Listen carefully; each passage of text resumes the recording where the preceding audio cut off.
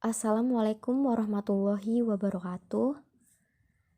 Yang terhormat kepada Bapak Wahid Arsyad selaku dosen pengampu mata kuliah Akidah Akhlak dan teman-teman yang semoga dirahmati oleh Allah Subhanahu wa taala. Di sini kami dari kelompok 4 akan mempresentasikan materi tentang akidah Islam tentang Allah Subhanahu wa taala. Saya Vika Sintia sebagai pemateri pertama, Suci Tiara Melati sebagai pemateri kedua, Ayu Nyani Sunyani sebagai pemateri ketiga, dan Via Eka Safitri sebagai pemateri keempat. Oke, langsung saja. Yang pertama yaitu beriman kepada Allah. Pokok dari segala pokok akidah adalah beriman kepada Allah Subhanahu wa taala yang berpusat pada pengakuan terhadap eksistensi dan kemahaesaannya.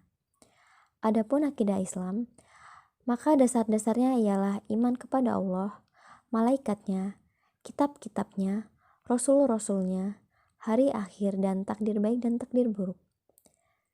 Dasar-dasar ini telah ditunjukkan dalam kitab Allah Subhanahu wa taala dan sunnah Rasulnya.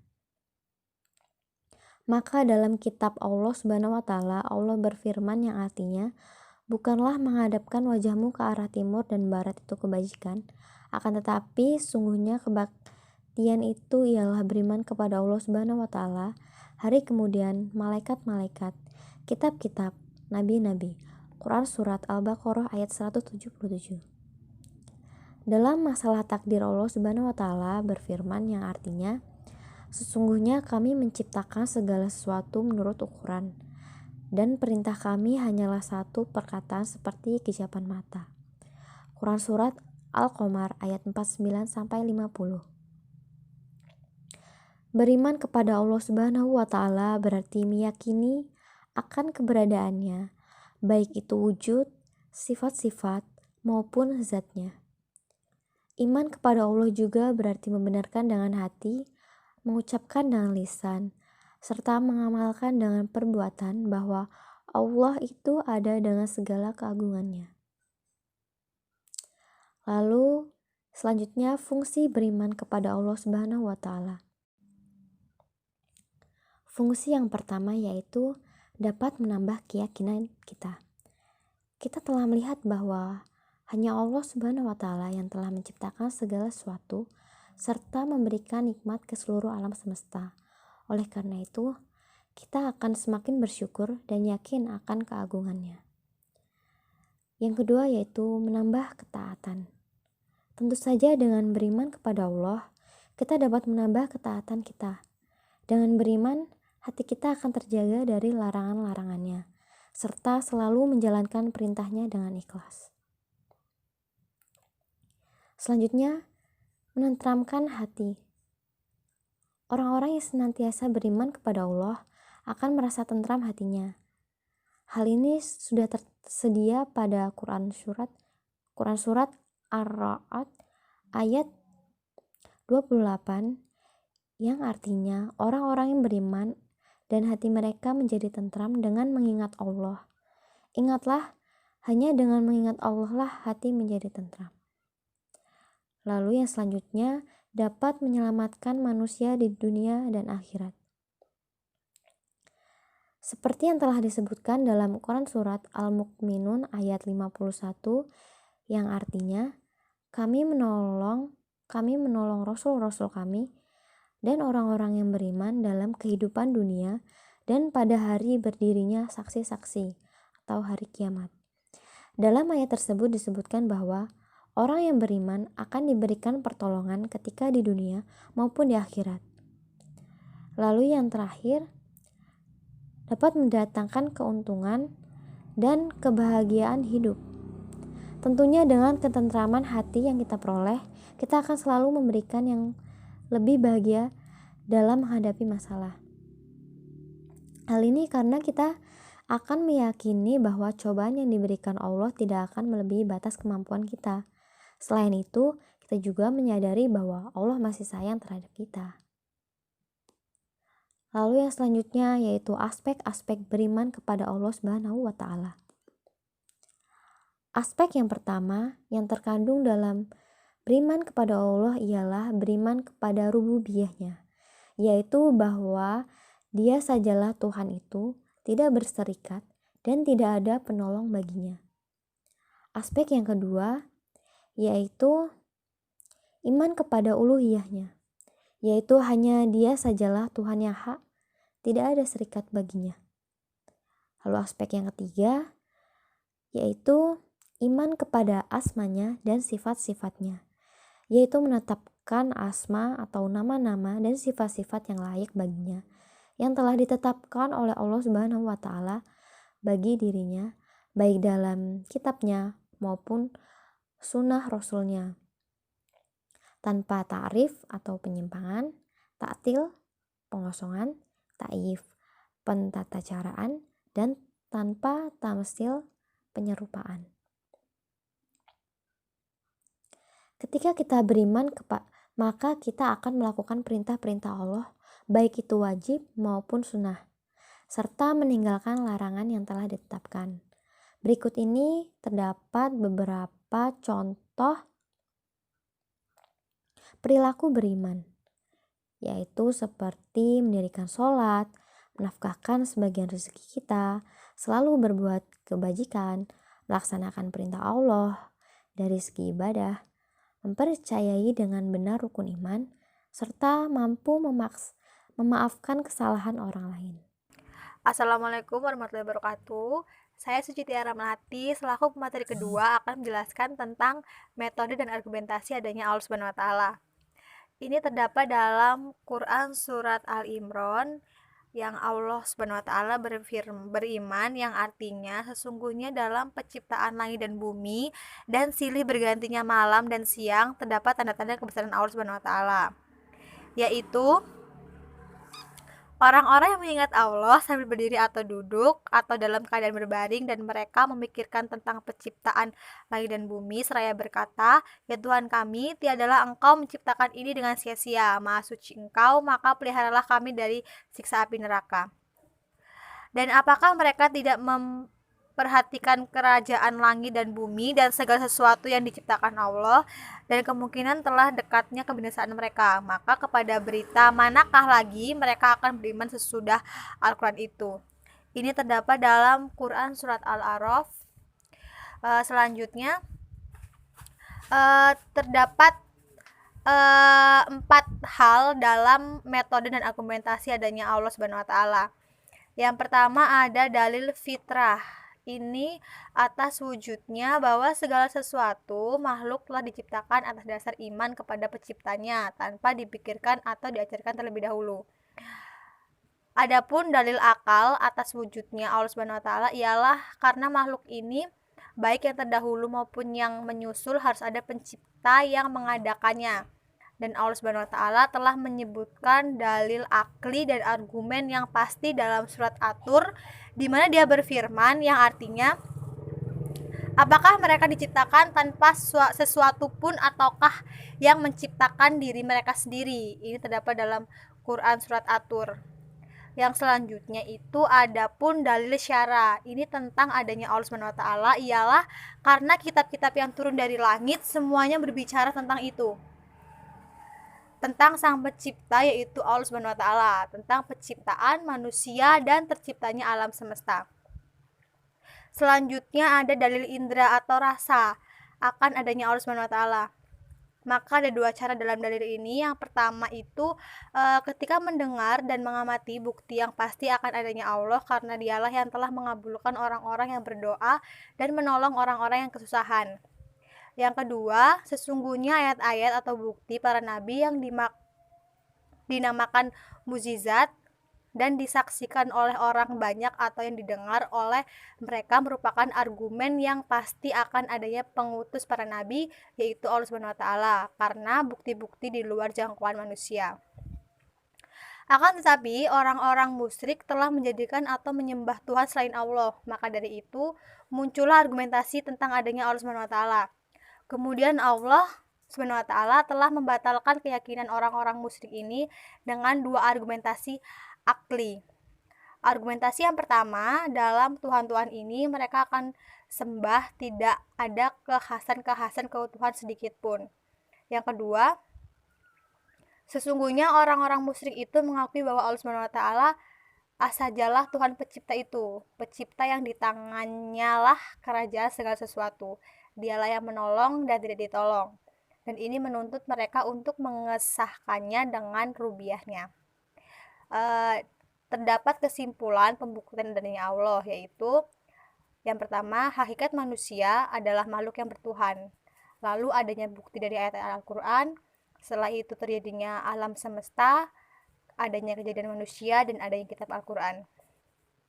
Selanjutnya, saya akan menjelaskan tentang dalil-dalil lain yang membuktikan adanya Allah Subhanahu wa taala. Yang pertama ada dalil kosmologis. Dalil kosmologis ini adalah dalil cosmological argument atau dalil penciptaan, merupakan pembuktian paling tua dan sederhana tentang eksistensi Allah. Intinya ini adalah bahwa segala sesuatu yang ada atau terwujud itu pasti ada yang menciptakan, sebab seluruh kejadian dan perwujudan yang ada di alam semesta ini selamanya bergantung pada adanya perwujudan yang lain. Yang kedua, ada dalil teologis.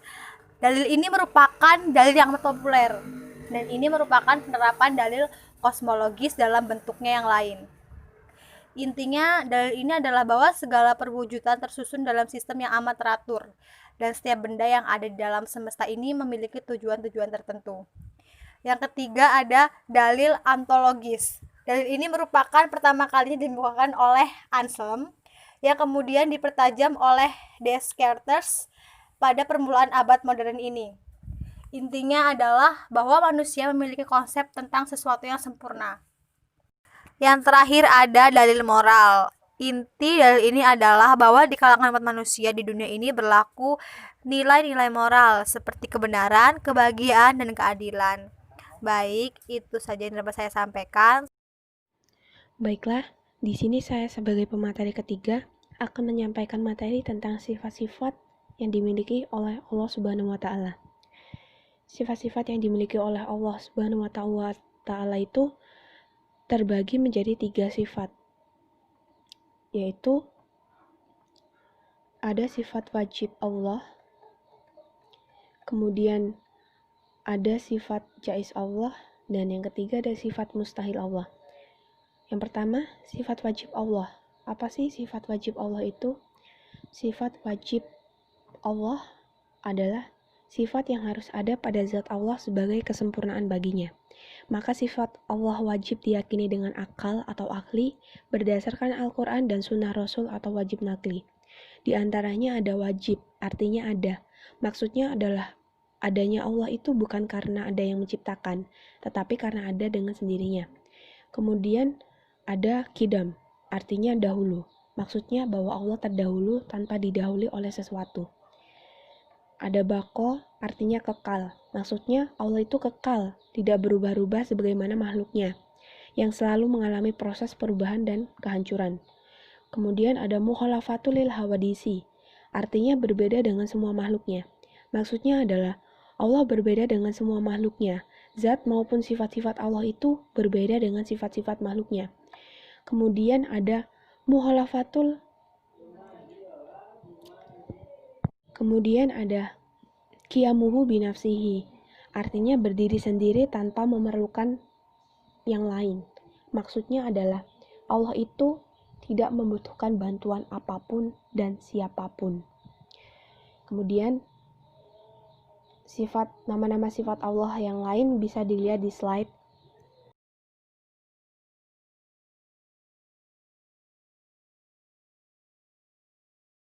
Selanjutnya, yang kedua ada sifat mustahil Allah. Sifat mustahil Allah adalah sifat yang tidak mungkin ada pada Allah. Sifat ini merupakan kebalikan dari sifat wajib Allah. Di antaranya ada Adam, artinya tidak ada, hudus, artinya baharu atau permulaan, fana, artinya rusak, umat salatu ul hawadisi, artinya menyerupai yang baru atau makhluk. Kemudian ada ihtiyajuli khairihi, artinya membutuhkan sesuatu selain dirinya.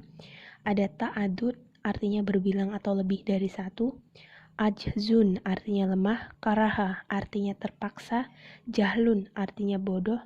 Maut, artinya mati, samawun artinya tuli, kemudian ada umyun artinya buta, bukmun artinya bisu, ajizan artinya maha lemah, mukarahan artinya maha terpaksa, jahilan artinya maha bodoh, kemudian ada mayitan artinya maha mati, asyama artinya maha tuli, ama artinya maha buta, abkama artinya maha bisu. Selanjutnya, yang ketiga ada sifat jaiz Allah. Apa sih sifat jaiz Allah itu? Secara bahasa, jaiz berarti boleh. Sifat jaiz Allah adalah sifat yang boleh ada dan boleh tidak ada pada diri Allah. Kemudian sifat jaiz Allah adalah fi'lu kulli mu'kinin au tarkuhu. Artinya, memperbuat sesuatu yang mungkin terjadi atau tidak memperbuatnya. Seperti yang telah dijelaskan di atas, sifat jaiz Allah Subhanahu wa Ta'ala hanya ada satu, yaitu fi'lu kulli mumkinin au tarkuhu. Artinya Allah itu berwenang untuk menciptakan dan berbuat sesuatu atau tidak sesuai dengan kehendaknya. Sifat ini menegaskan bahwa Allah Subhanahu wa Ta'ala hak penuh untuk melaksanakan sesuatu sesuai kehendaknya tanpa ada paksaan.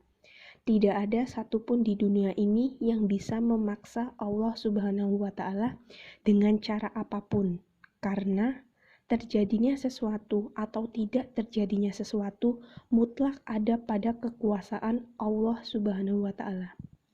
Bisa juga dikatakan bahwa Allah tidak wajib bagi Allah Subhanahu wa Ta'ala membuat sesuatu seperti menghidupkan atau mematikan, tapi Allah Subhanahu wa Ta'ala mempunyai hak mutlak untuk menghidupkan atau mematikan.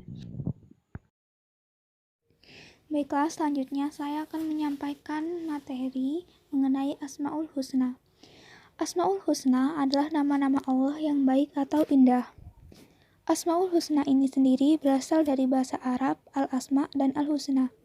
Al-asma merupakan bentuk jamak dari ismun yang artinya adalah nama, dan al-husna mempunyai arti baik, bagus, dan indah. Seperti yang kita ketahui, Allah mempunyai 99 nama atau Asmaul Husna. Nama-nama tersebut dapat kita jadikan sebagai jalan untuk bermakrifat atau mengenal Allah. Bagaimana cara kita untuk bermakrifat kepada Allah? Salah satu caranya yaitu dengan memahami secara baik nama-nama atau asma-asma Allah tersebut.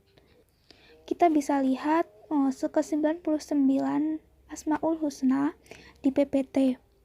Beberapa di antaranya yaitu yang pertama, Ar-Rahman yang berarti Maha Pemurah, Ar-Rahim yang berarti Maha Mengasihi, yang ketiga Al-Malik berarti Maha Menguasai atau Maha Teragung, yang keempat Al-Qudus yang artinya Maha Suci, yang kelima As-Salam yang artinya Maha Selamat Sejahtera, yang keenam Al-Mu'min yang artinya Maha Melimpahkan Keamanan, dan yang ketujuh Al-Muhaimin yang artinya Maha Pengawal serta Pengawas.